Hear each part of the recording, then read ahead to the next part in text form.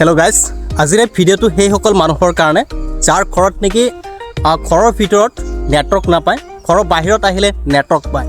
চ' তেনেকুৱা মানুহে এই ভিডিঅ'টো সম্পূৰ্ণ চাব, কাৰণ এই ভিডিঅ'টো যদি আপোনালোকে সম্পূৰ্ণ চায় তেতিয়াহ'লে আপোনাৰ ঘৰৰ নেটৱৰ্কৰ সমস্যাটো পাৰ্মানেণ্টলি শেষ হৈ যাব।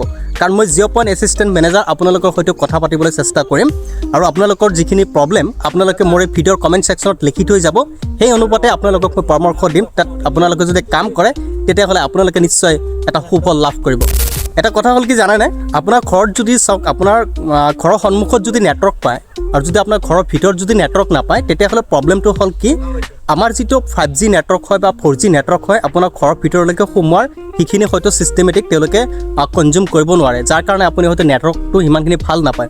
চ' এইখিনি সময়ত আমাৰ কোম্পানীয়ে এটা নতুনকৈ প্ৰডাক্ট এটা লঞ্চ কৰিছে, সেয়া হ'ল জিঅ' ৱাইফাই বা জিঅ' এয়াৰ ফাইবাৰ বুলি কয়। আৰু সেই এয়াৰ ফাইবাৰ যদি আপোনালোকে কানেকশ্যন লয় তেতিয়াহ'লে এই প্ৰব্লেমটো আপোনালোকে পাৰ্মানেণ্টলি ছল্ভ কৰিব পাৰিব।